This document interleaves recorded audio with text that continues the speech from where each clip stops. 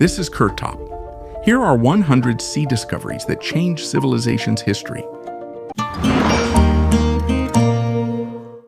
A ritual shipment from the Philippines. Guam Island, the western edge of the Pacific Ocean, is 2,300 kilometers east of the Philippines. Archaeologists discovered microscopic rice traces in red pottery at the coastal Ritidian Cave. Radiocarbon dating shows the plant is 3,500–3,100 years old, marking the earliest proof of a cultivated plant on such a remote island. The key evidence is phytoliths, tiny silica structures that retain the shape of leaves and husks after the plant decomposes. Researchers from the University of Guam and the Australian National University used micro-computed tomography scanning and petrographic analysis on pottery shards.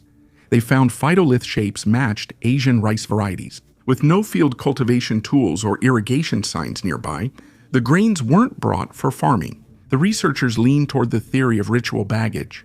Rice may have been used in ceremonies or as a symbol of the settlers' connection to their homeland.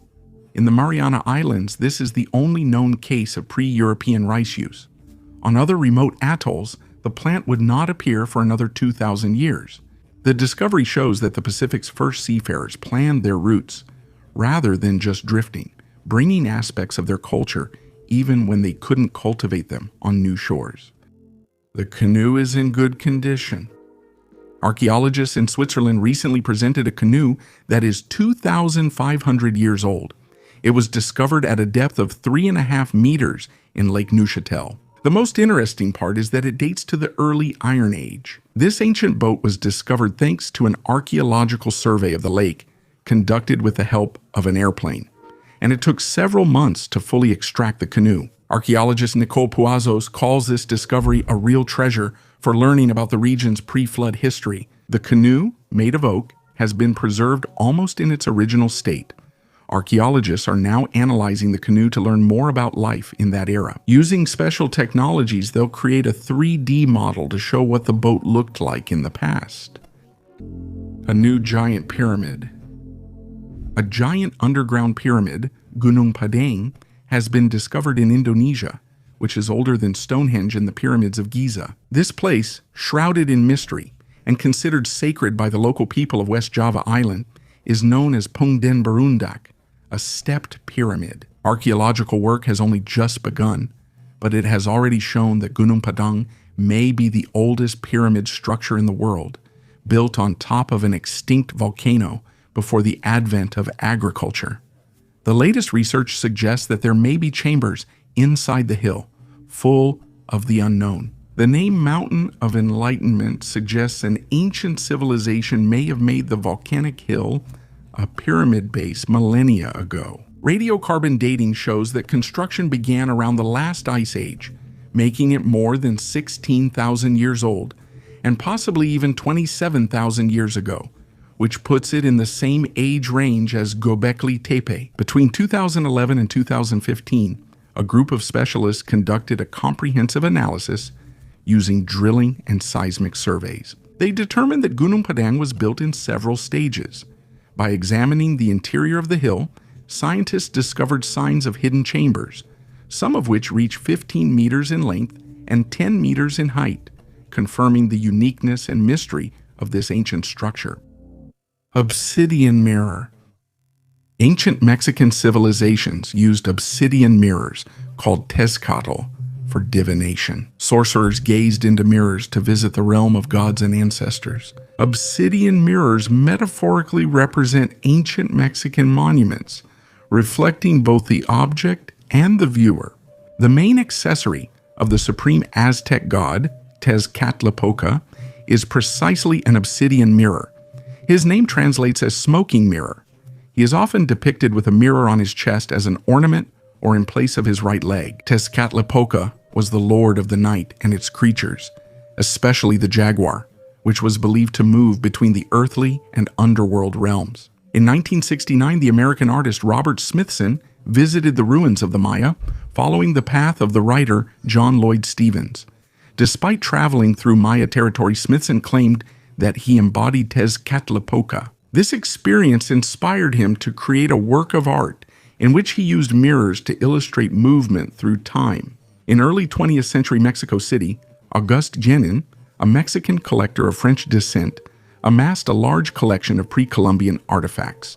Ancient Mexican mirrors from his collection have survived to this day in various shapes and sizes. Sometimes they were reused, inserted into Christian crosses, or as symbols of vanity. Remains of Europe's last crocodile. Crocodiles migrated to Europe from Africa, but climate change caused their extinction. In the province of Granada, Spain, paleontologists found a crocodile tooth that is about 4.5 million years old. This specimen was one of the last in Europe. Around 6.2 million years ago, crocodiles are believed to have crossed the dried Mediterranean Sea from Africa to Europe. Excavations at this site started in the 2000s, yielding over 2,000 fossils, including elephants, reptiles, and fish. Scientists say the recently found tooth belonged to a crocodile closely related to today's African Nile crocodiles. A city without walls. Near Hradec Králové in the Czech Republic, archaeologists uncovered a Celtic settlement spanning 62 acres, roughly the size of 25 football fields. Coin and pottery dating place it in the 4th century before Christ's late Iron Age. The culture is known as Latin, referring to the weapon and ornament style of Central European Celts. Unlike most of that era, there are no walls or ditches, so defense depended on trade connections rather than fortifications. During the excavation season, archaeologists collected 13,000 bags of finds: bronze and iron brooches, glass beads, gold and silver coins, pieces of amber, and high-quality pottery. Amber traveled south from the Baltic to the Adriatic along the Amber Road. The settlement peaked in the 2nd century before Christ, but was abandoned in the 1st century before Christ, likely due to changing trade routes, with no evidence of fire or attack. Today, the excavation is known as one of the largest Celtic complexes in the Czech Republic and shows how the economy could replace fortress walls. A granite slab. Heraklion, once a major port of ancient Egypt, sank underwater after a devastating 1st century before Christ earthquake. Its existence was long considered a myth until French archaeologist Frank Gaudiot discovered the lost city in the early 2000s in Abu Qir Bay, near the modern coast of Egypt. The most remarkable discovery was a large black granite slab inscribed with the city's name and its link to ancient Egyptian gods. Archaeologists also found dozens of sunken ships, well-preserved statues, temples, and many artifacts like jewelry, coins, and personal belongings. Ongoing excavations reveal how Heraklion served as a key center for trade and religion. The city, submerged in the depths of the sea, remains a reminder of how natural disasters can forever change the course of history. Triangular shield. 20 kilometers southeast of Sofia, the capital of Bulgaria, archaeologists have excavated a rare Roman watchtower. Its base is an equilateral triangle about 7 meters per side. Coins from Emperor Caracalla date it to the late 2nd century AD. This is unusual for the Roman Empire. Most outposts were square or circular. The question arises, why a triangle? The tower's narrow tip faces the slope, so battering rams or stones slide off without damaging the masonry. Inside, they found a stone well and remains of a wooden floor, which was rebuilt during the Byzantine period and the Second Bulgarian Empire in the 12th century. Similar forms exist only at the border with watchtowers. The Romans called these borderlines a limes, meaning the whole system of ramparts, roads, and forts along the border. In Bulgaria, this is the earliest example of irregular planning. Instead of a standard template, the engineers chose a geometry that better suited the mountainous terrain. Today, the tower is part of the Ervich Museum complex. It shows that Roman builders were able to deviate from standards when local conditions required it. Mysterious objects that are 130,000 years old. Archaeological finds in the Racibórz area, Poland, reveal Neanderthal activity from over 130,000 years ago. For 2 years, an international team of specialists, including from the University of Wrocław, the University of Silesia, and the Czech Academy of Sciences, conducted research, planning to study the geological structure of the area. Professor Andrzej Wisniewski noted that the discovery of stone tools was an unexpected gift. Artifacts found 10 meters underground, which were in deposits formed during the last ice age, demonstrate that this area was visited by Neanderthals, who left traces of their presence here. Archaeologists emphasize the uniqueness of some tools, which have double-sided asymmetrical cutting edges, resembling modern wide-bladed knives. These tools may have been used for special tasks such as butchering game, and similar items are rarely found at other ancient sites north of the Carpathians and the Alps. A ship in Serbia.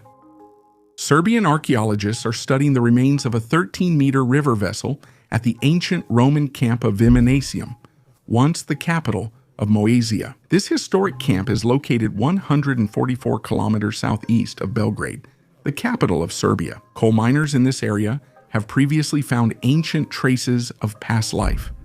Unfortunately, the ship wasn't fully preserved and was damaged, but archaeologists noted the wood is in good condition. Specialists have moved the vessel's remains to the archaeological camp for further study. Now, scientists are trying to determine which period the discovered vessel belongs to. According to experts, the vessel could date back to either the Roman era or the last century. Archaeologists plan to apply for funding from the Ministry of Culture of Serbia to continue their research. When the museum is built, visitors will be able to see all the ships and boats found in this section of the Danube. Egyptian armor made from crocodile. The Egyptian crocodile armor is truly a unique find. It was made from crocodile skin and was used in religious rituals in ancient Egypt. In the time of the pharaohs, crocodiles were sacred and symbolized strength and power.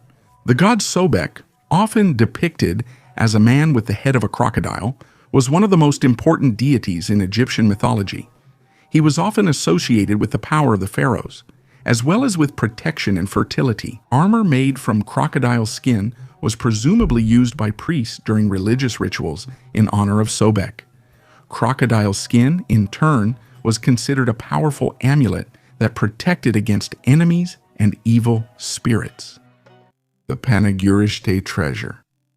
This ritual bowl is part of the famous Panagurishte treasure, discovered in 1949 in southern Bulgaria. The artifact weighs 845 grams, is made of 23-karat gold, and measures 25 centimeters in diameter. Instead of the usual ribbed petals, the craftsman pressed out 73 miniature Nubian heads, arranging them in 6 concentric rings around the central recess for wine or aromatic oil. The bowl belonged to Odrysian King Sevtos III and was likely used at feasts where the Thracian elite showed their ties to the Hellenistic world. Images of African barbarians served both as exotic decoration and as symbols of the king's control over foreign gold.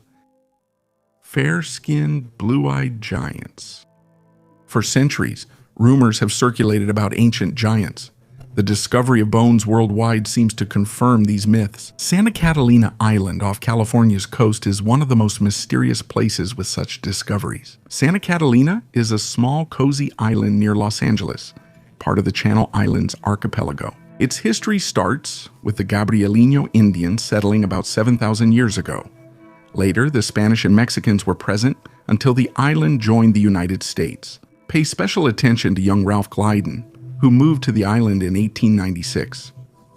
After finding a Native American skull, he became fascinated with relics and later conducted many excavations, discovering over 800 graves and artifacts. He sold these relics to museums and collectors. The museum on Catalina Island, founded by Glidden, is known for its unique exhibits.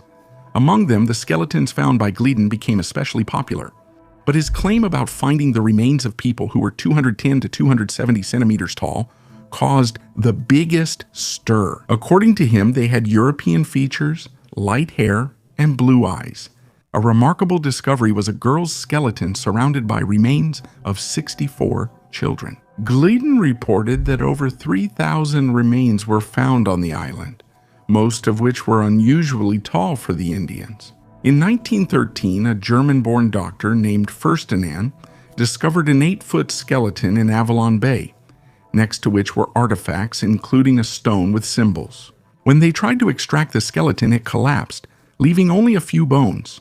The press responded actively to these reports. In 1929, the Ogden Standard Examiner newspaper wrote about Gliden's discoveries, claiming that there was an ancient tall race on Catalina. It was also reported that on the neighboring island of Santa Rosa, in 1959, skeletons were found with double rows of teeth and 6 fingers on their hands and feet. Fürstenin also heard legends about an ancient race of giants on Catalina who lived before the arrival of Europeans. However, scientists worldwide continued to question Gliden's sensational discoveries on Santa Catalina. Most scientists thought he was seeking research funding, and rumors said the skeletons in his museum were just convincing fakes. Some sources claimed part of the giant skeletons were sent to the University of California and the Smithsonian Institution, where they vanished into secret storage. Archival photos said to show these skeletons are debated. Some think they're fake, but researcher Marzulli asserts they're real, highlighting a 6th finger on one hand. In 1962, sensing his impending death, Glidden sold his collection for only $5,000. He passed away in 1967. Today, it's still unclear whether Ralph Glyden was a hoaxer or the discoverer of a mysterious civilization. No convincing scientific evidence proves giants existed on Earth with humanity. The meteorite that changed the course of Christianity. Abruzzo, central Italy, is about 100 kilometers from Rome. In the mountains lies Lake Sirente, a round lake about 140 meters wide. Geologists think it is a meteorite impact crater. Radiocarbon dating of charred wood from the ejecta dates it to around 312 AD, the time of Constantine's battle at the Milvian Bridge. Swedish researcher Jens Ormeo suggested a simple version. A bright fireball and a mushroom-shaped dust cloud could have looked like a shining sign in the sky. Eusebius of Caesarea describes the vision of the cross and the light, after which Constantine ordered the symbol to be placed on the shields and won. Calculations show an energy of about 1 kiloton, similar to a small nuclear warhead. The flash was visible from very far away. In archaeology, there are indirect traces nearby. A village abandoned in the 4th century, mass burials in catacombs, and local legends about a sun star that split oaks. No direct evidence links the meteorite to Constantine's vision. It's just a hypothesis, but the coinciding dates, scale, and visibility make it very convincing. A natural event may have led to the decision that legalized Christianity across the Roman Empire. Visby lenses. The favorite pastime of archaeologists and historians is playing the what-if game. Many moments from the past, even seemingly insignificant ones, could have radically changed the course of human history. For example, what if the so-called Visby lenses had fallen into the hands of an early medieval scholar and he began studying optics in Europe 500 years earlier?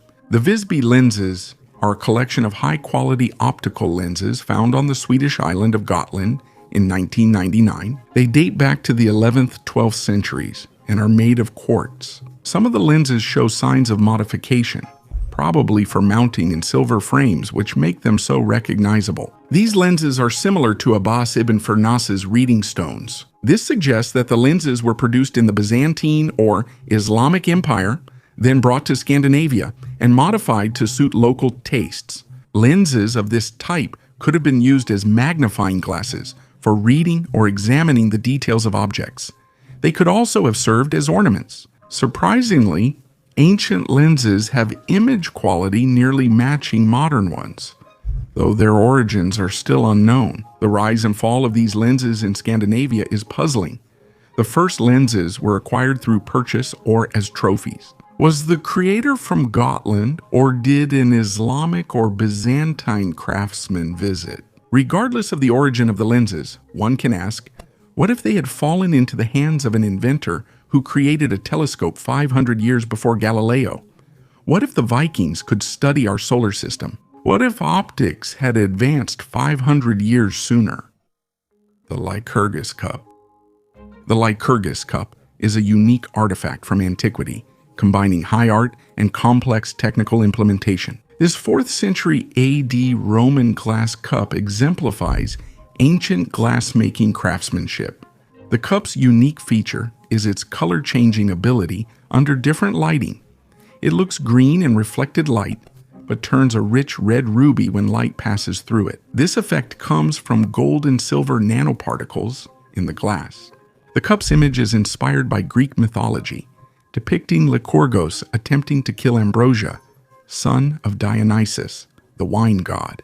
The image shows vines from the vineyard wrapping around Lycurgus, preventing him from moving.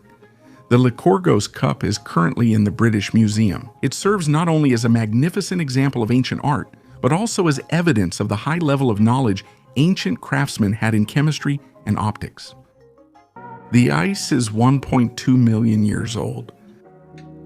In the laboratory of the Alfred Wegener Institute, Bremerhaven, Germany, scientists are cutting the oldest ice core on Earth, a cylinder 10 centimeters in diameter and 2.8 kilometers long, retrieved from a depth of 3,200 meters at the Concordia Station in Antarctica.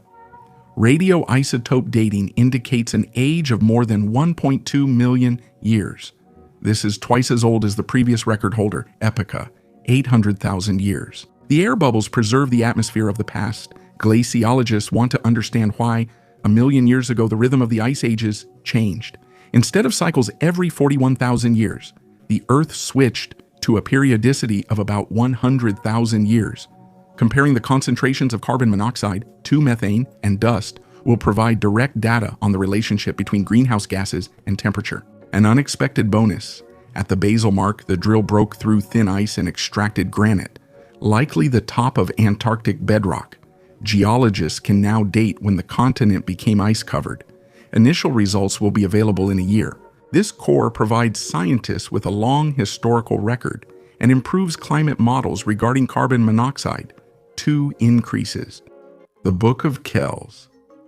The Book of Kells is a medieval manuscript kept in the Trinity College Library and is one of Dublin's main attractions.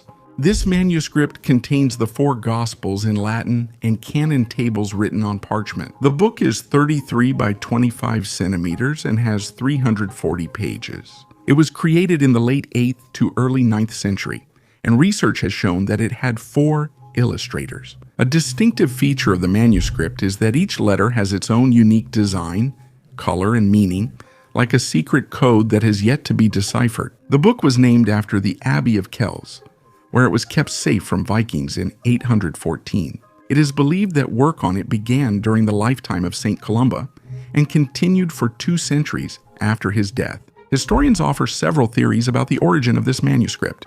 According to one, it was created on the island of Iona and later moved to the Abbey of Kells. Another theory states that the writing began on Iona but was completed in Kells. There is a suggestion that the manuscript was created in England or even in Scotland. Despite the variety of theories, the Book of Kells remains one of the most mysterious and magnificent works of art of the Middle Ages. The Floating Island.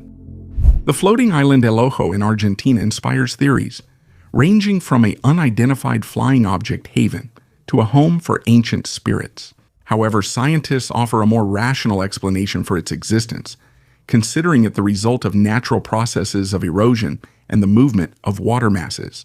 This round island lies in the marshy Paraná River Delta and is called Eye due to its strikingly eye-like appearance from above. The island attracted attention in 2016 when Argentine director Sergio Neuspiller explored the area for a documentary film. From a bird's-eye view, El Ojo impresses with its shape and clarity. The water around it, despite its apparent darkness, is crystal clear, which is unusual for the murky waters of the delta. The island has a diameter of 118 meters, and its rotation around its axis is the result of the currents, which also polish the lake's shore, forming its perfect outlines. This ongoing process, scientists believe, explains the island and lake's round shape. El Ojo first appeared in satellite images about 20 years ago. Its origin is still shrouded in mystery. How and when it separated from the land is still unknown. The local residents, although they knew about its existence, preferred to avoid this place, believing that an ancient deity lived there. Some put forward theories about unidentified flying object attraction, or even a Nazi base, but there is no evidence for these versions.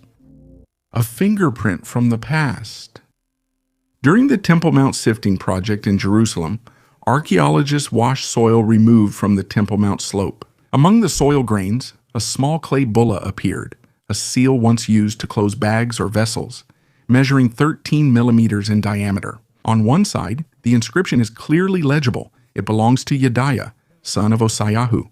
The style of writing and carbon dating place the artifact at the end of the 7th to the beginning of the 6th century, before Common Era, which is the period of the First Temple. Osiyahu is mentioned in the Bible.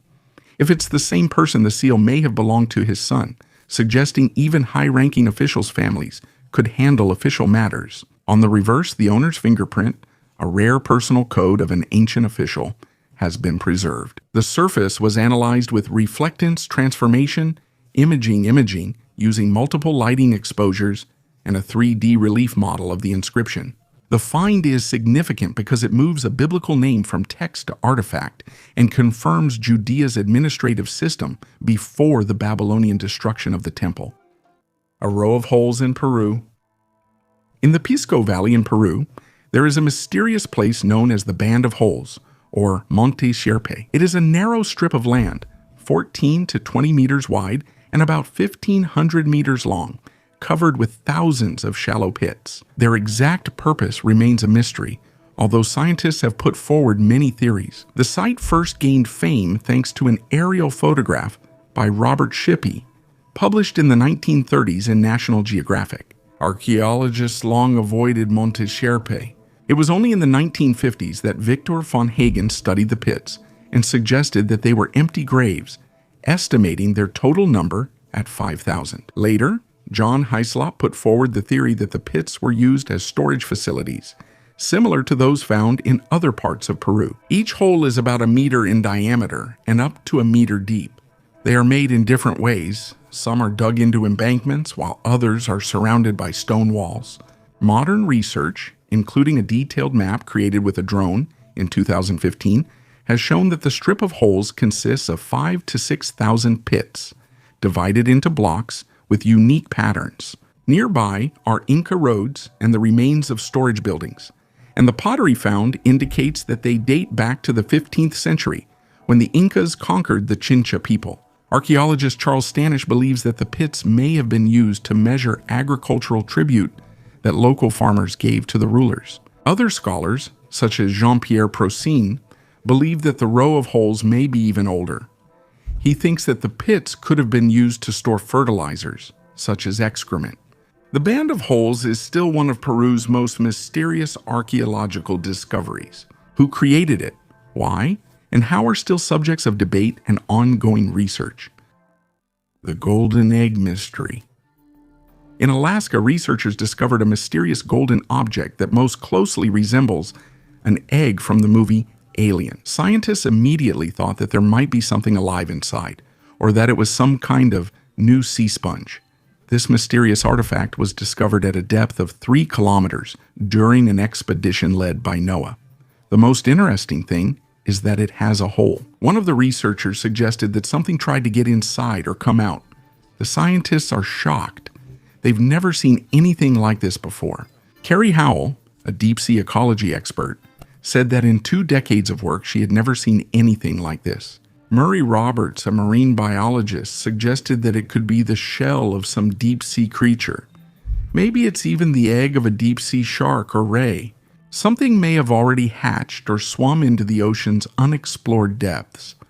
For now, the eggs are at the laboratory for more precise study. The oldest pirate flag. The National Museum of the Royal Navy in Portsmouth displays a rare Jolly Roger pirate flag seized off Africa in 1780. Its red background warned merchant ships to surrender or die. The fabric still shows gunpowder traces and bullet holes. Around the year 1,700 such flags began to be actively used by pirates. At first, red was the dominant color, but over time pirates experimented, preferring other designs as well, including black flags. Richard Noyce, the museum curator, says that the image of pirates created by Hollywood is far from reality. In history, they were a dangerous threat to trade, not the romantic heroes of the movies. Every pirate ship captain could choose his own design for his flag, but the most popular motifs became the skull and crossbones. The name Jolly Roger probably came from the French phrase Jolie Roche, which translates as beautiful red, highlighting the original red color of the flag. Where the ark stood.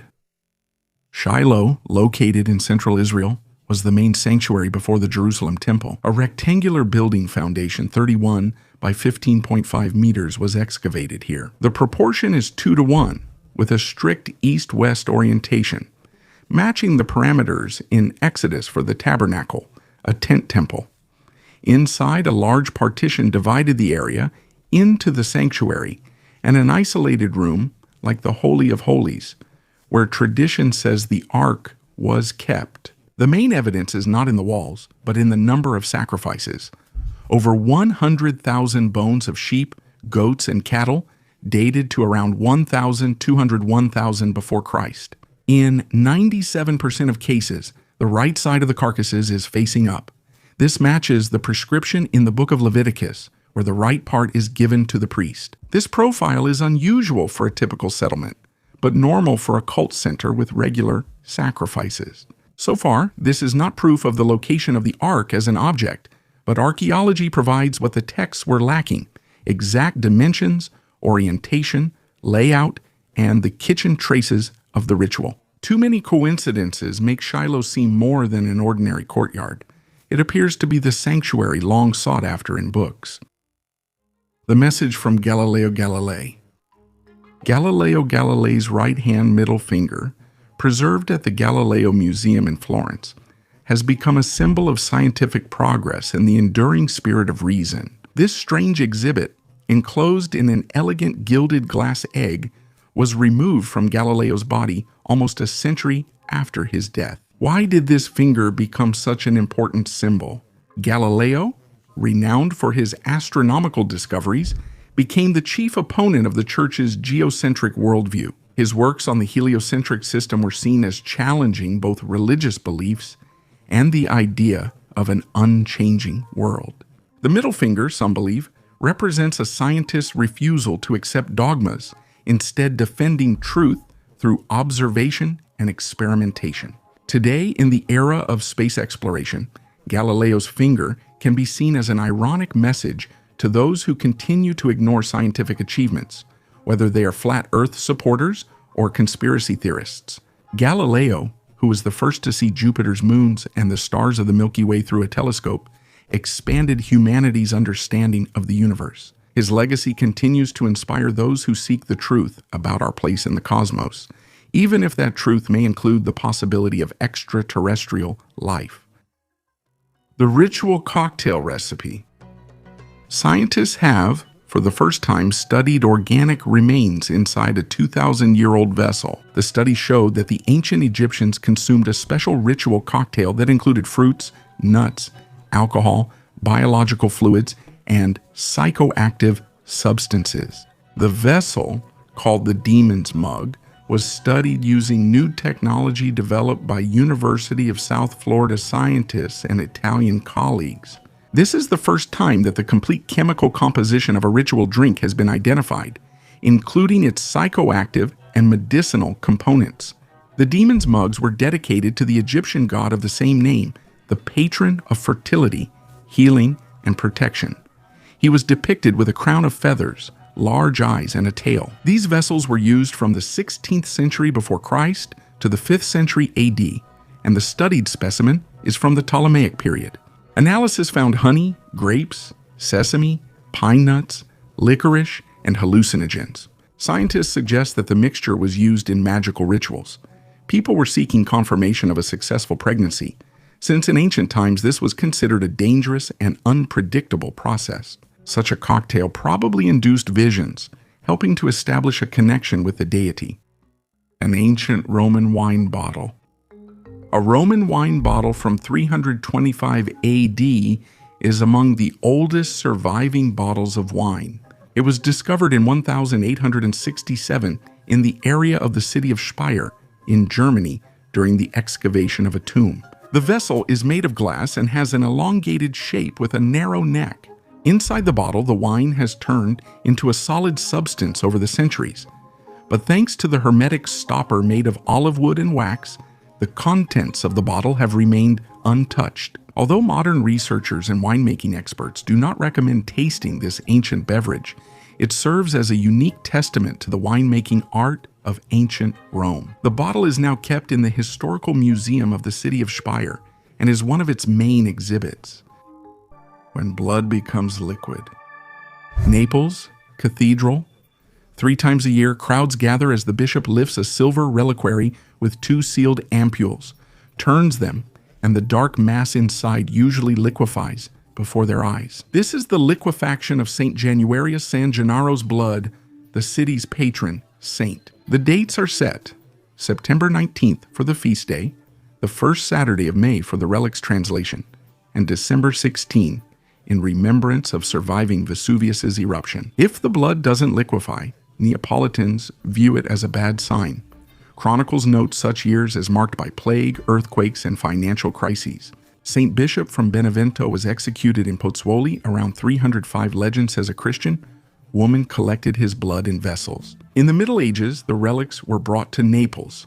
The chapel of San Gennaro holds 2 ampules, a large one with a brown substance and a nearly empty smaller one.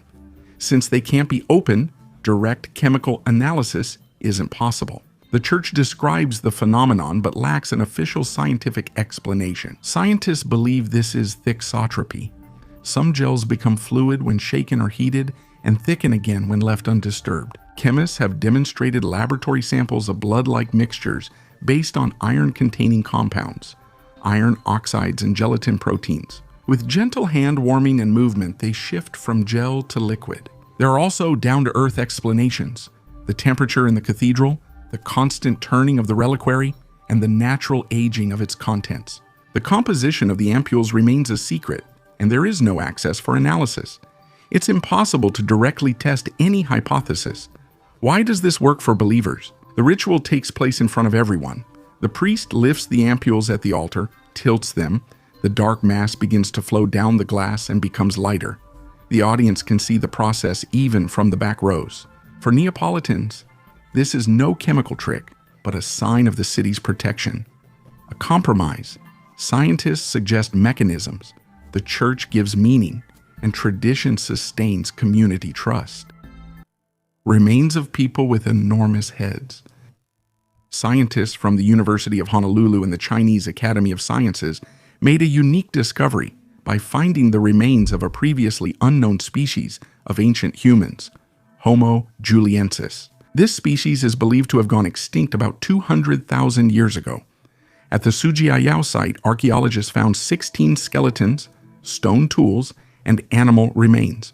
The new species stand out for their massive skulls, measuring 1,600 to 1,700 cubic centimeters, much larger than Homo sapiens at 1,300 or Neanderthals at 1,400. However, scientists emphasize that a large skull does not always indicate higher intellectual abilities. Instead, it could have been an adaptation to the conditions of the Ice Age when the climate became cooler and harsher. Homo juliensis hunted wild horses, ate their meat, and used their hides to make clothing. They lived in small groups, which made them vulnerable to climate changes and other external threats.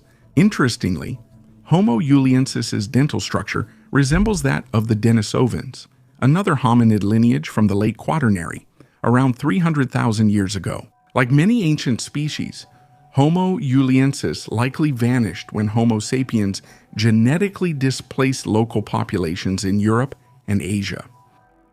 An ornament for dukes. Archaeologists in southern Poland found a gilded silver ornament fragment from the 14th or 15th century in the moat of Kolnu Castle. It measures 3 by 2 centimeters. A thin plate with a setting preserves a lilac amethyst. Researchers Lech Marek and Beata Miazga used Raman spectroscopy, shining a laser on the stone, to confirm it is natural quartz with iron impurity. Most late medieval jewels are found in treasures or burials, but this item was intentionally placed. It was likely dropped while entering or leaving Duke Borislav, the third Berzeski's customs castle. The shape and quality of the workmanship suggest two possibilities. It could be part of a round fibula brooch or an element of a crown. At that time, stones were chosen not only for their beauty. Amethyst was valued as a talisman against poison and betrayal, which is why princes and church prelates often included it in their regalia. A message in a bottle.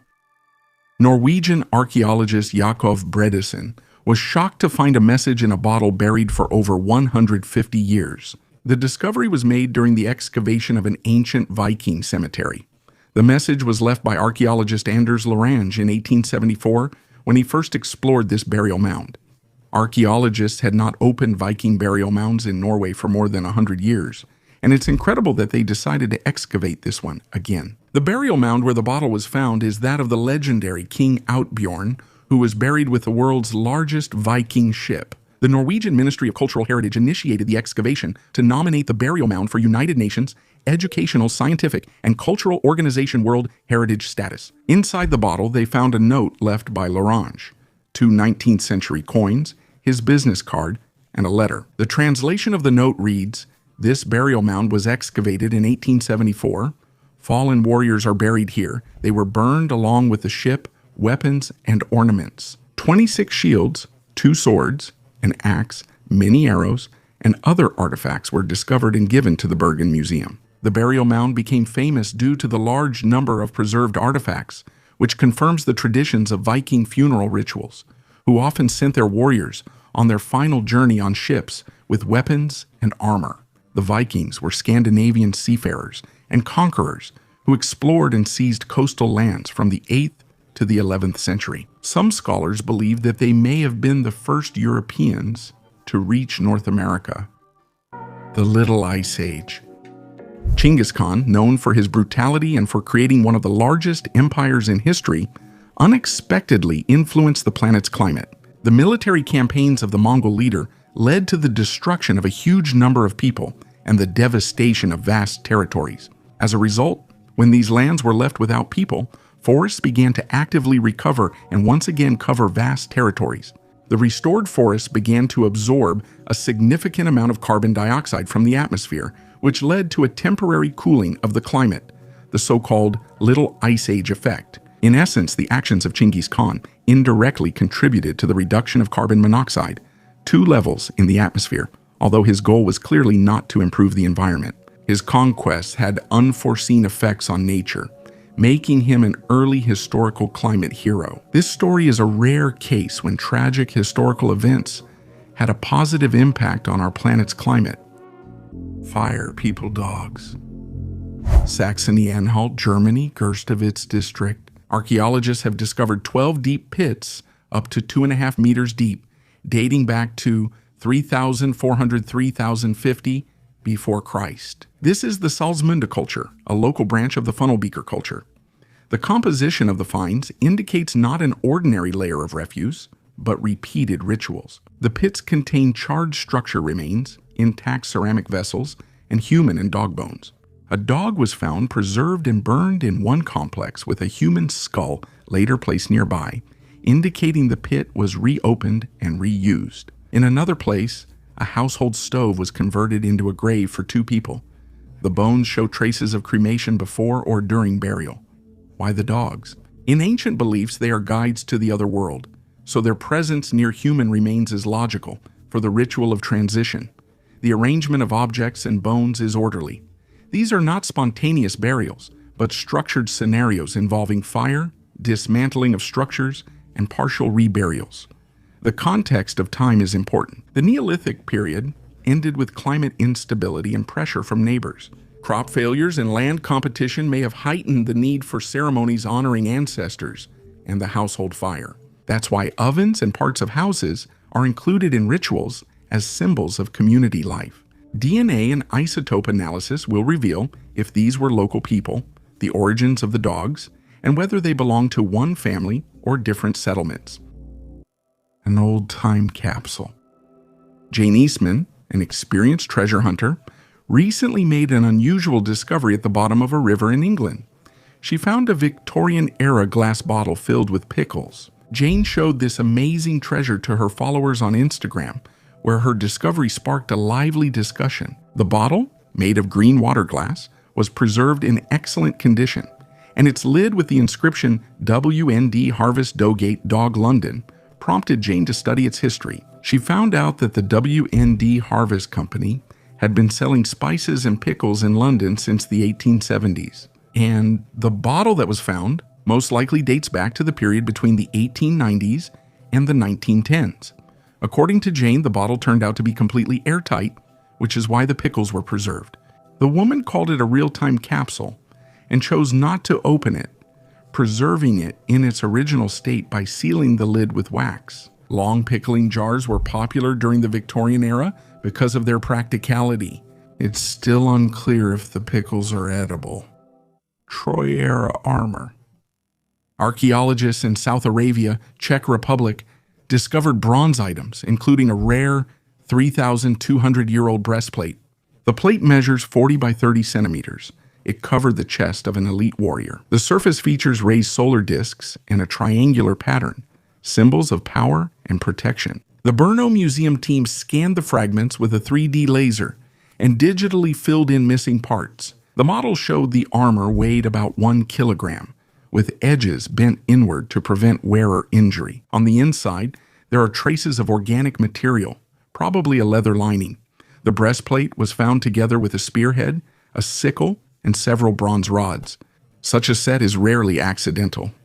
The researcher thinks the items were hidden as a ritual offering, thanking the gods for a harvest or victory. This is just the second such find in the Czech Republic.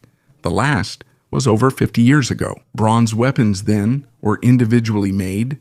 The caster created a wax mold, poured in a copper tin alloy, and polished the blade to a mirror finish. Each piece of armor showcases the workshop's signature and proves Central Europe's advanced craftsmanship before the Romans arrived.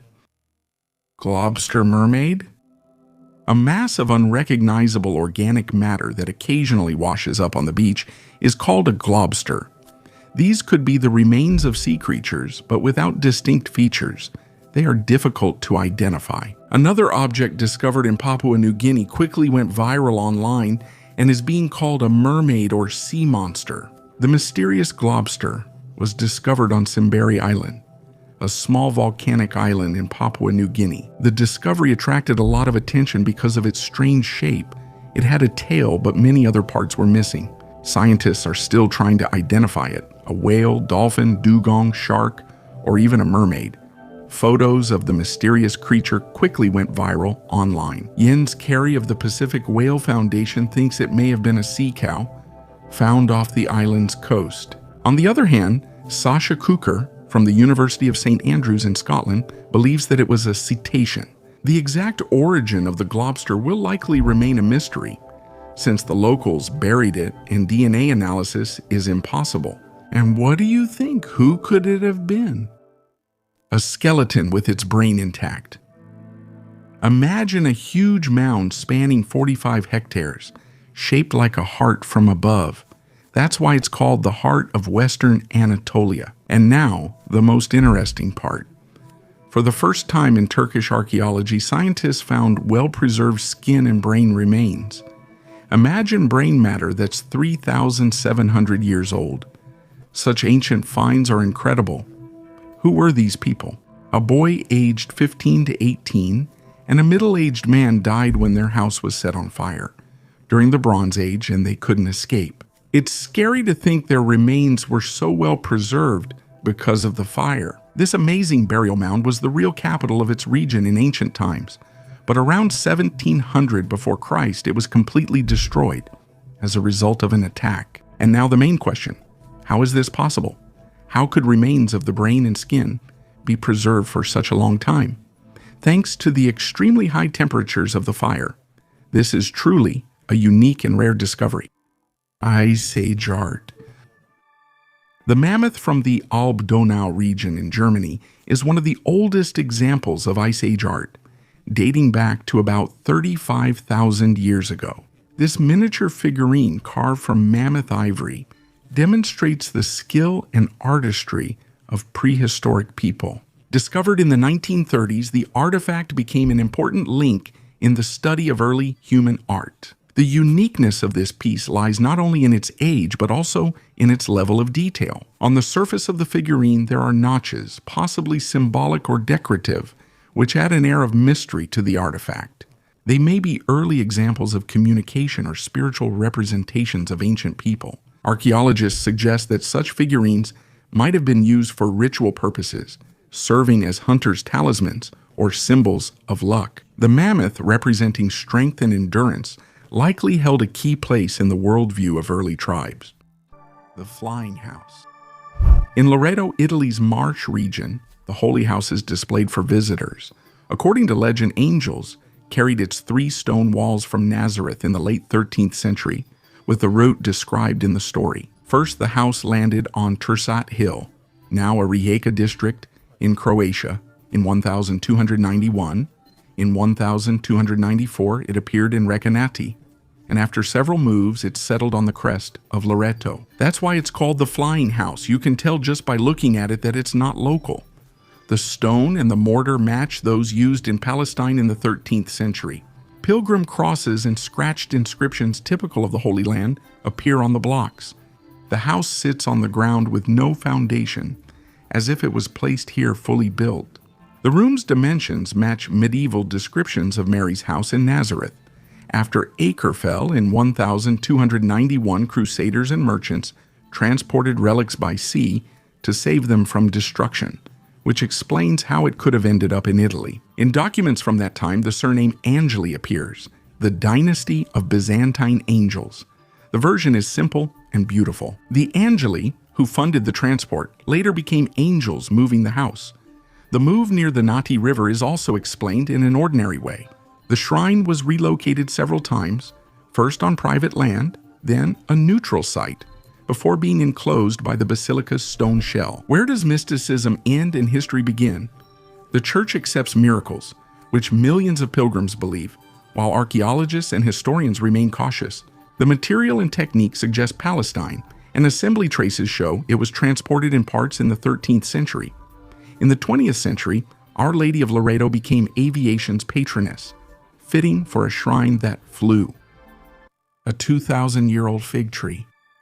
Irish archaeologists unexpectedly discovered the charred remains of a 2,000-year-old fig tree at Drumane Point, north of Dublin. This find became important evidence that the Roman Empire, previously considered to have been out of reach for Ireland, still had an influence on its culture. Drumane Point was a major link between Ireland and Roman-ruled England. Among the finds made by researchers from University College Dublin, the fig turned out to be the most surprising. The fruit seeds confirmed that it was brought to the island at a time when such exotic fruits were considered a rarity. Previously, figs had only been found in medieval layers in Ireland, but this specimen is the oldest known. Besides the fig, traces of emmer wheat, a grain common in Roman Britain but rare in Ireland, were found. These finds show that the Romans not only traded goods, but also brought their way of life. Archaeologist Christian Baker said that people in Ireland at that time enjoyed emmer wheat bread, olive oil, wine, and also used glass and ceramic dishes, brooches, and beads. Figs, originally grown in eastern Turkey and northern India, spread to the Mediterranean via ancient trade routes and became a key part of the Roman diet. Researchers believe that figs and emmer wheat could have been brought through Roman Chester, a major trading hub in Britain. Incredible craftsmanship. On the west coast of Norway, in Vestland County, during the excavation of a burial mound, archaeologist Søren Deinhoff found an object in the 1990s that has only been seen about 20 times in all of Scandinavia. A small gold pendant from the Roman period, circa 200 AD. It measures 2 centimeters across, weighs only a few grams, and features craftsmanship finer than a human hair. In Rome, these were worn as earrings, in the north as pendants. The burial mound was notable for its large ridgetop location and rich uncremated contents. Analysis of the soil and accompanying finds, such as glass beads and metal belts, confirmed that this was a female burial of elite status. The next day, Deinhoff unearthed 2 more silver fibulae. These are brooch pins that held dresses on the shoulders. Similar pendants are mostly found in northern Germany and the Danish islands.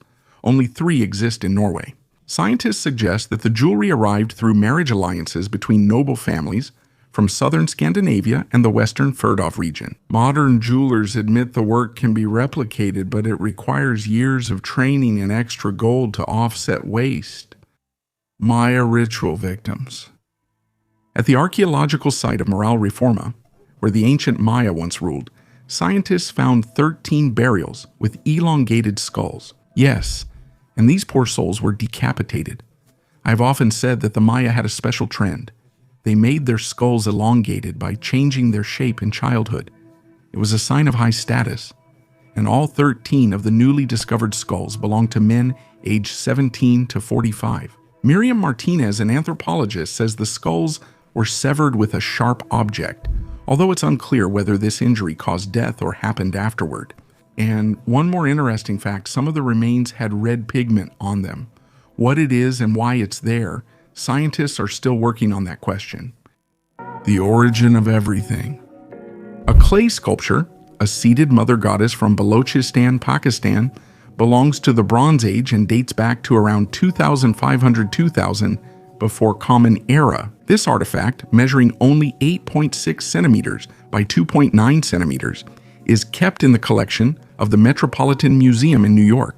The sculpture depicts the mother goddess, a symbol of fertility and motherhood. A distinctive feature is the detailed depiction of the hairstyle in the form of wavy curls, which may symbolize life force and protection.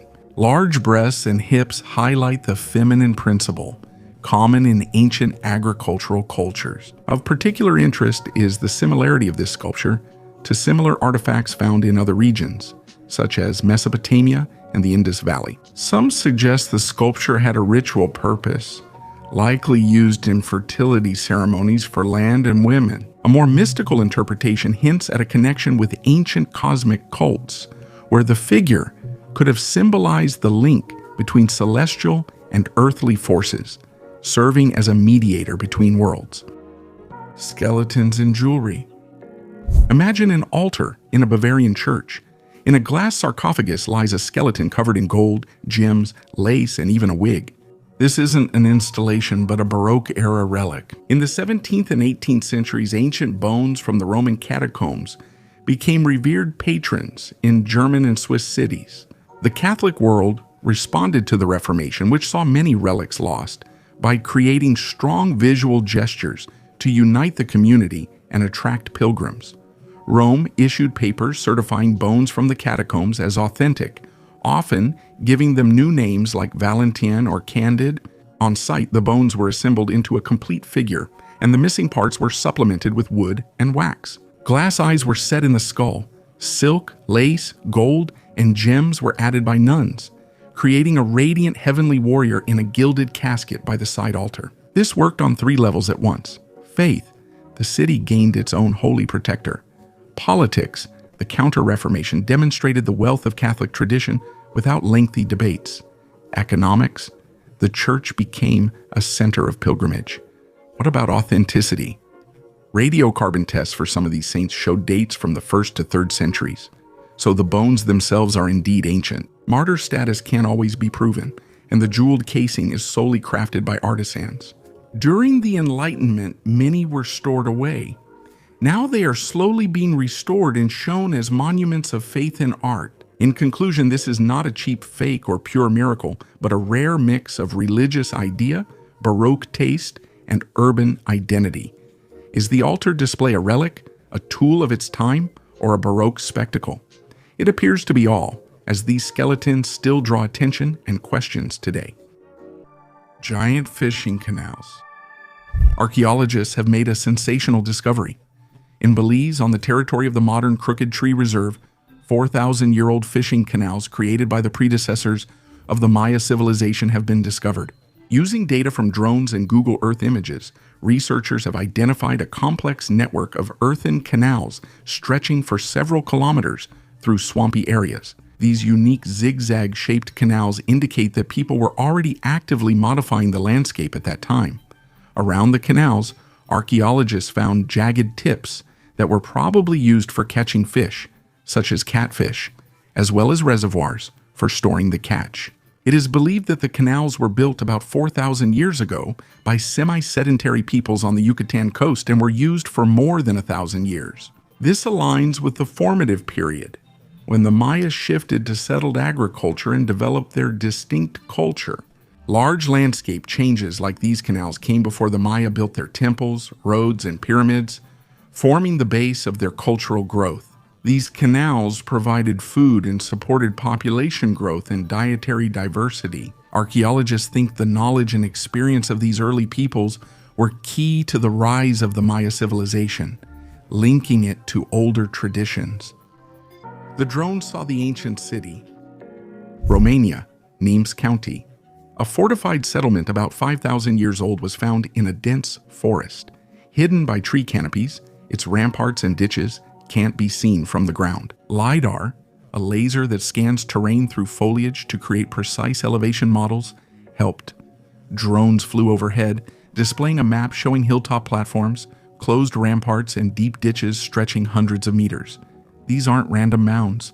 Defensive lines block the ridges, entrances are controlled, and inside are terraces for housing and workshops. Such a volume of earthworks is impossible without organization. You need a team. The project and field verification confirmed the model. In the cross-sections, there is a cultural layer and charcoal for future dating. For now, the archaeologists are working carefully. First comes the map, then targeted excavations. Based on the shape of the ramparts and ditches, the site is attributed to the transition from the Neolithic to the Bronze Age. The Sumerian trickster myth. A plain clay tablet, NI 12501, from Nishir, now Iraq, sat in the British Museum's storerooms. Dating to the early dynastic Sumerian period, it's about 4,400 years old. Assyriologist Yana Matushak recently deciphered the text and drawing, visible only under angled light. This myth fragment features the god ruler Endel, his son Ishkur, the storm god, and a fox messenger. Ishkur descends into the underworld. Rain vanishes from earth, causing crops to wither. Endel summons the gods, but none want to rescue the captive. The fox, though small and agile, volunteers. In the drawing, he advances with tied paws, symbolizing his risk-taking. The rest of the tablet is missing, but the surviving lines tell how the fox tricks the underworld rulers. He pretends to drink their wine but hides in a jug, distracts the guards, and leads Ishkur to the light. This is one of the oldest examples of the trickster, a hero who relies on cunning instead of strength. The tablet is important in two ways. It records the connection between climate fears and weather gods, and it shows that the image of the cunning fox already served as a lesson about the power of intelligence. The Spanish Stonehenge. This impressive megalithic monument, called the Spanish Stonehenge, sits on the Tagus River in Spain. Its age is estimated at about 7,000 years, which makes it 2,000 years older than the famous Stonehenge in England and older than the Egyptian pyramids. The complex includes over 100 upright granite stones, arranged in circles and ellipses. Officially, this site is called the Guadalpiralm Dolmen, and its purpose still remains a mystery. Scientists believe it may have been used for rituals, as a temple, or as an astronomical observatory. The stones are positioned to align with the sun's location at specific times of year. This confirms that the ancient builders had deep knowledge of astronomy. For a long time, the dolmen was underwater due to the construction of a dam in 1963, and only a recent drought allowed archaeologists and researchers to take another look at this amazing site. What inspired ancient people to create such a grand structure? The oldest wooden artifact. Archaeologists in Britain have discovered one of the oldest and best preserved wooden tools. This ancient wooden shovel-shaped tool, found in the marshy area near Poole Harbor, dates back to the Middle Bronze Age, and it is about 3,500 years old. Thanks to being submerged in water, the wood has been preserved in remarkable condition. Researchers determined that the shovel was carved from oak and required many hours of painstaking work, which highlights its significance to its prehistoric owner. Radiocarbon analysis showed an age of about 3,400 to 3,500 years, making it a unique find for Britain. The tool may have been used for working the land, harvesting peat, or even fishing, core activities of the local inhabitants. Scientists say people led a semi-seasonal life in the marshlands, using resources in warm months and leaving in winter when floods came. The site of the find was likely used for drying peat or storing supplies. Altai mummy. Altai Pazyryk mounts. Thanks to the ice, the skin of a person about 2,500 years old has been preserved, along with almost vanished tattoos on it. They were studied again. Scientists examined the images under different lighting, studied the pigment, and reproduced the techniques on models. Something unexpected was discovered. The tattoos were not done by a single hand. On the right hand, there are deer and large cats, drawn with the finest lines and accurate anatomy. This shows a master's skill level. The simpler, uneven geometry on the left is likely an apprentice's work. This is the first convincing case where several artists are identified on a single body. The pigment is regular soot, the tools are a single needle for outlining and a comb, several needles on a bar for quickly making dots and shading. This combination explains the line's depth and texture under a microscope. Mummification incisions sometimes cut through the designs. This means they weren't preserved for rituals. The tattoos were everyday marks of status, group, or personal symbols. Skin lines show the Iron Age community's structure. There are masters, apprentices, and intricate body ornaments significant in life, but not after death. A dagger made of rock crystal. In the megalithic tomb of Montelirio Tholos, located in the southwestern part of Spain, archaeologists discovered a unique artifact, a dagger made of rock crystal, dating to around 3000 before Christ. This 22-centimeter dagger has been preserved almost completely, including the handle and sheath, which are made of ivory. The dagger, found in a separate chamber of the tomb, clearly held special significance for the deceased. Scientists suggest that this dagger was used for ritual purposes, since rock crystal was considered a symbol of purity and a connection to the spirit world in ancient times. Working with crystal required great skill, as it is a hard and brittle material, so such an item was extremely valuable. The dagger may have symbolized the owner's status and been used in ancestor or god worship rituals. The hidden essence. This unique clay figurine, belonging to the Maya culture, was found in the Piton region of Guatemala and dates back to the Classic period.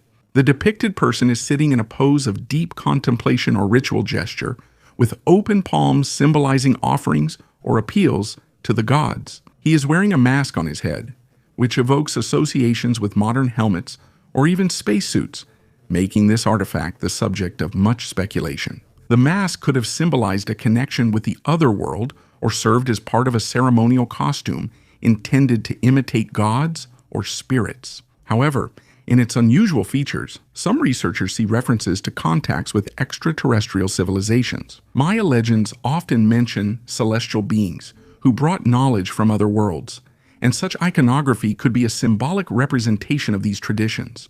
The figure's ornaments, large medallion, and bracelets suggest the person depicted held high status. This may have been a priest or shaman playing a key ritual role. Books made of human skin. In the 19th century, there was a rare but real practice in Europe and the United States. Books were bound in human skin. Experts call it anthropodermic bibliopagy, which literally means a book covered with a human. The skin was usually taken from executed criminals or anatomical theater patients. The year is 1837, Boston, United States of America. The bandit James Allen bequeathed that after his death, his skin should be removed and used to bind his own memoirs. The cover is inscribed in Latin. This book is made from Allen's skin. 1830 Devon, England. Rat catcher George Cadmore poisoned his wife. After his execution, his skin bound a collection of John Milton's poetry. In 1882, France, a countess who died of tuberculosis, left her skin to Camille Flammarion, an astronomer, to bind the first copy of his book Terre du Ciel, and now about entire collections. The Harvard Library in the United States holds at least 3 volumes bound in this way. One 17th century treatise contains a note about Yoni's rite, whose skin was removed on August 4, 1632. The John Hay Library in London confirms the existence of a medical atlas by Vesalius with a brown human cover. The motives were different: memory of a crime, a rare souvenir, and scientific interest. Legally, this was a gray area. Criminals' bodies were often given to surgical schools, with leftovers used for leather. These bindings aren't displayed, but they're not destroyed either. Institutions consider them historical artifacts, demonstrating how far people could go in the search for a unique edition. Buddha in Nirvana. At the ruins of the 7th century Buddhist monastery and temple of Vajinatepa, archaeologists found fresco fragments, stupas, and reliefs of Buddha, bodhisattvas, and other deities. Sadly, many were already disfigured and partly destroyed in ancient times. One of the most famous discoveries was the 13-meter statue of Buddha in Nirvana. It was made from Pax blocks, compressed clay that was used in ancient times to create large sculptures. The statue was found in a ruined state, so it was literally assembled piece by piece. After excavation, it was split into 72 parts and sent to the Museum of Antiquities of Tajikistan for restoration. Today, the original Buddha in Nirvana remains there, while a replica is shown at the National Museum of Tajikistan. These discoveries open key chapters in Central Asian Buddhist history and underscore Ajinatepe's importance as an ancient spiritual center. A warning at the entrance. In Olympos, an ancient port in Antalya, Turkey, archaeologists discovered a 5th century mosaic floor from early Christian church number 1. A Greek inscription remains on the threshold: "Only the righteous may enter." The short phrase acted as a test of conscience for parishioners before they entered. The mosaic uses limestone and glass cubes, each 8 to 10 millimeters, featuring stylized vines and palmettes, a common Eastern Roman Empire motif. The field's corners list the actiteers, wealthy citizens who funded the work. This reveals Olympos's social makeup in late antiquity and shows the trading city's prosperity through its sponsors. Large pithoi, clay vessels set into the floor for grain and oil storage, were found beneath the mosaic, indicating the temple also functioned as a community food storage facility. The city was abandoned in the 12th century, and the inscription hasn't been seen since. The discovery provides an example of how church architecture combined worship with practical functions, and the short text at the entrance served as a simple but clear access system for believers. Pharaoh Piopi II. Pharaoh Piopi II, Neferkari, who ruled Egypt during the 6th dynasty of the Old Kingdom, ascended the throne in 2278 before Christ when he was only 6 years old. The young ruler's guardian was his mother, who helped him govern the country during the early stages of his reign. Over time, Piopi proved to be quite an unusual person, and chronicles have preserved evidence of his strange actions. One of the most famous examples is his demand that slaves cover themselves in honey so that flies would be attracted to them and not bother the pharaoh himself. This invention may seem absurd, but it shows how Piopi tried to solve even the simplest inconveniences. In ancient Egypt, the fly symbolized resilience and bravery, and golden fly-shaped awards were given to soldiers for special merits. These ornaments can be seen as history's earliest medals of honor. A preserved letter from Piopi II to Harkuf, governor of Aswan, details the pharaoh's strong request for a dancing pygmy to be brought to court for entertainment. This letter gives us an idea of his interests and how Egyptian rulers used foreigners brought from abroad for court entertainment. Piopi II's reign was among the longest in history, lasting about 94 years, or 64 according to some sources. He may have lived to 100, becoming one of ancient Egypt's most memorable pharaohs. The Mysore king electrician. The Principality of Mysore, today the state of Karnataka in southern India. Its ruler, Krishnaraja Wodeyar IV, went down in history not for his palaces but for his reforms. He ascended the throne at 11 years old and began to rule fully at 18. His personal fortune was estimated at $8.5 billion in today's money. But the luxurious diamond collections did not go into the treasury, but into development projects. The key development was the Shivana Samudra hydroelectric power station in 1905, Asia's first. Thanks to this, Bangalore had electric lighting before many European capitals. When funds ran short for construction, the Maharaja sold some family jewels, including a diamond tiara, to finish the Krishnaraja Sagar Dam. He broke caste barriers, banned untouchability, outlawed child marriages under 8, and made primary education compulsory. He gave a quarter of government jobs to non-priestly elites and used his own funds to educate widows and children with disabilities. Mahatma Gandhi called him a saintly king. Lord Curzon, the Viceroy of British India, noted that if you want to see what modernization should look like, look at Mysore. When summing up in 1940, the British newspaper The Times wrote, "A ruler who is hard to match in terms of the people's love and effective governance in the 20th century." 2,000 kilometers to Antarctica. An international team of archaeologists and paleoecologists confirmed the impressive skills of Polynesian navigators who reached the southern Pacific Ocean, but never Antarctica. Researchers on Enderby Island, located 500 kilometers south of Stewart Island, showed that Polynesians sometimes lived for short periods on this remote territory. Cultural layers and midden heaps were discovered on the island, confirming their presence. Using radiocarbon analysis, the settlement was accurately dated to around 1,250–1,320 AD, which coincides with the known period of colonization in eastern Polynesia. Professor Adel Anderson and Janet Wilmshurst, who led the research, noted that Enderby became the southernmost place of residence for ancient Polynesians. Traveling further south was nearly impossible because of cold waters, scarce repair resources, and hypothermia risk. This data highlights that although the Polynesians were outstanding navigators, they still had limits to their expeditions. Champagne under the sea. A May diving expedition off Poland's Hel Peninsula in Gdansk led to a double discovery. At 60 to 70 meters deep, Baltitech specialists, searching for a World War II submarine, instead found two 18th century sailing ships 2 kilometers apart. The first ship carried green glass bottles and stone jugs.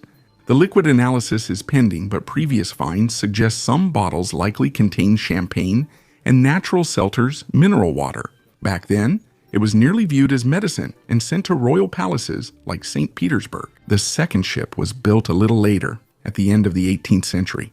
The hull is well preserved. The low temperature and weak currents of the Baltic slow down the decomposition of the wood. Both objects are located right under the modern shipping route, so raising them to the surface is unlikely. Archaeologists will work with robots and photogrammetry. The discovery confirms the busy trade between the Baltic, Northern Europe, and Russia long before steamships, and shows that the bottom of the shallow sea remains an archive where commercial voyages turn into time capsules. An amazing find beneath the Nile. Archaeologists made an amazing discovery under the waters of the Nile in the Aswan area, a collection of ancient Egyptian artifacts and rock carvings connected to the era when the city experienced a powerful flood. The relics date back to the reigns of pharaohs, Amenhotep III, Thutmose IV, and Psamathe II. About 4,500 years ago, Aswan was an important trade and military center. Gold, wood, and spices were traded here, while materials for temples, obelisks, and pyramids came from local granite quarries. However, after the Aswan Dam was built, most of the city was submerged. The Franco-Egyptian Archaeological Mission discovered unique rock reliefs depicting pharaohs, hieroglyphic inscriptions, and other sculptural elements. The work was carried out using modern technologies such as underwater scanning, photogrammetry, and 3D modeling. These methods made it possible to document the discovered artifacts in detail and create their digital copies. Notably, Menhotep III, who ruled Egypt for 40 years, left a significant legacy. He was buried in the Theban necropolis on the Nile's west bank, across from modern Luxor. Unfortunately, many monuments associated with his era were damaged by floods, but the new discovery gives hope for the restoration of these historical relics. Silver amulet.